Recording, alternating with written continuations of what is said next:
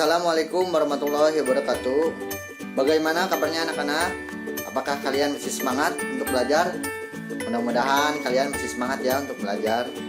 Nah, untuk pertemuan kali ini Bapak akan menjelaskan materi pendidikan Pancasila dan Kewarganegaraan bab pertama kelas 11, yaitu mengenai hak asasi manusia, khususnya di subbagian yang keempat, yaitu mengenai upaya penegakan hak asasi manusia. Nah, tidak lama-lama langsung saja kita ke materinya. Upaya penegakan hak asasi manusia yaitu dibedakan menjadi dua macam. Yang pertama adalah upaya pemerintah dalam menegakkan hak asasi manusia, dan yang kedua adalah upaya penanganan kasus pelanggaran hak asasi manusia. Bapak akan menjelaskan yang pertama terlebih dahulu, yaitu upaya pemerintah dalam menegakkan hak asasi manusia. Hak asasi manusia adalah hak dasar yang dimiliki manusia yang dibawa sejak lahir. Sebagai hak dasar yang dimiliki oleh setiap manusia, maka negara wajib memberikan perlindungan. Pada awalnya, konsepsi HAM menekankan pada hubungan vertikal yang salah satunya dipengaruhi oleh sejarah pelanggaran hak asasi manusia, terutama yang dilakukan oleh negara, baik terhadap hak sipil politik maupun hak ekonomi, sosial, dan budaya. Konsekuensinya, perlindungan dan kemajuan HAM tidak hanya menjadi tugas pemerintah saja, tetapi juga menjadi kewajiban utama pemerintah. Peran negara sangat dibutuhkan dan bahkan wajib untuk melindungi, memajukan, dan memenuhi hak asasi manusia. Lebih lanjut, kewajiban dan tanggung jawab negara terhadap hak asasi manusia antara lain sebagai berikut. Yang pertama, ada kewajiban untuk menghormati atau the obligation to respect hak asasi manusia. Tugas utama untuk menjamin hak-hak manusia adalah kewajiban untuk menghormati hak asasi manusia. Kewajiban untuk menghormati berarti bahwa negara harus menahan diri dari sesuatu yang melanggar integritas individu atau melanggar kebebasannya, termasuk kebebasan menggunakan sumber-sumber material yang tersedia dengan cara terbaik menurutnya untuk memenuhi kebutuhan dasarnya. Yang kedua adalah kewajiban untuk melindungi atau the obligation to protect hak asasi manusia. Kewajiban untuk melindungi berarti bahwa negara harus mengambil tindakan yang diperlukan untuk mencegah individu atau kelompok lain melanggar integritas, kebebasan bertindak, atau hak asasi individu lainnya. Yang ketiga adalah kewajiban untuk memenuhi atau the obligation to fulfill hak asasi manusia. Kewajiban untuk memenuhi berarti bahwa negara harus mengambil tindakan positif untuk memfasilitasi pemenuhan hak-hak dasar manusia. Yang keempat, kemajuan untuk memajukan, mengembangkan, meningkatkan, atau the obligation to promote hak asasi manusia. Kewajiban untuk memajukan hak asasi manusia menuntut agar negara meningkatkan kesadaran masyarakat terhadap hak-hak dasar yang mereka miliki sampai kepada pemahaman mengenai mekanisme penegakannya. Yang kedua adalah upaya penanganan kasus pelanggaran hak asasi manusia. Hingga saat ini, penegakan hak asasi manusia merupakan salah satu isu penting dalam kehidupan bernegara dan bermasyarakat di Indonesia. Hal ini karena masih ada pelanggaran HAM di Indonesia yang dianggap belum terselesaikan dengan baik.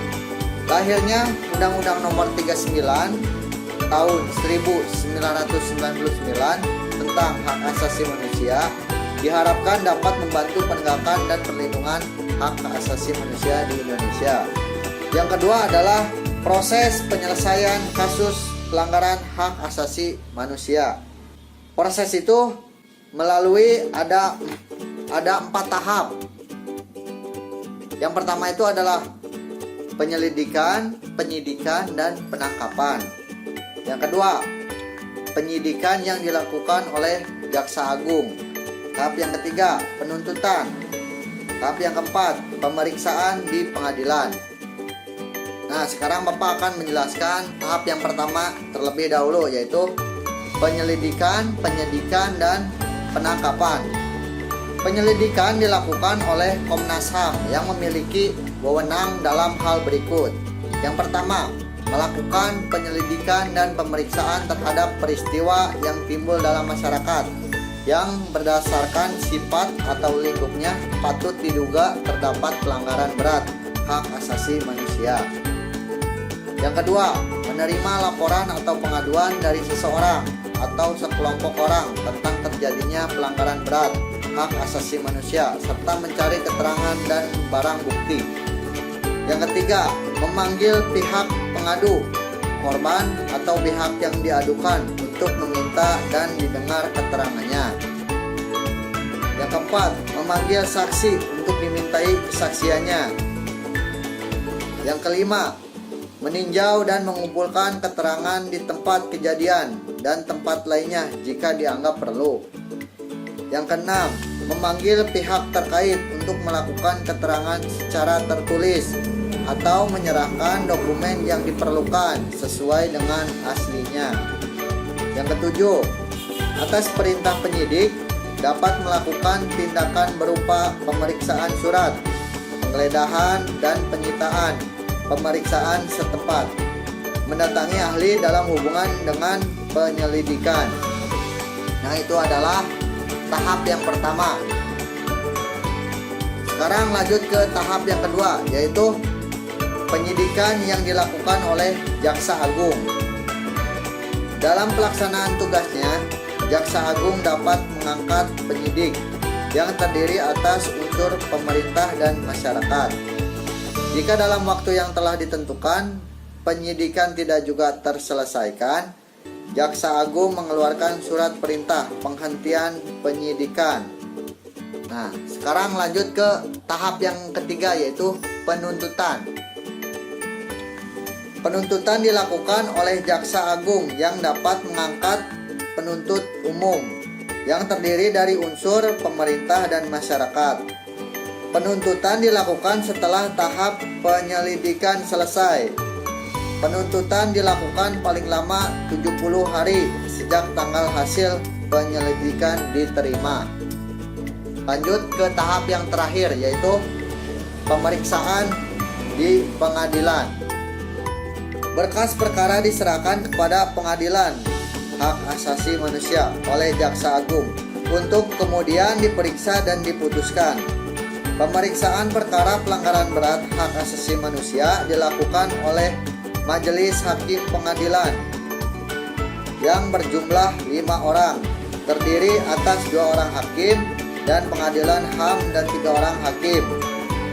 Perkara paling lama diperiksa dan diputus dalam 180 hari terhitung sejak perkara dilimpahkan ke Pengadilan Hak Asasi Manusia. Nah, berikut adalah proses penyelesaian kasus pelanggaran HAM. Mungkin cukup sekian pemaparan mengenai upaya penegakan hak asasi manusia.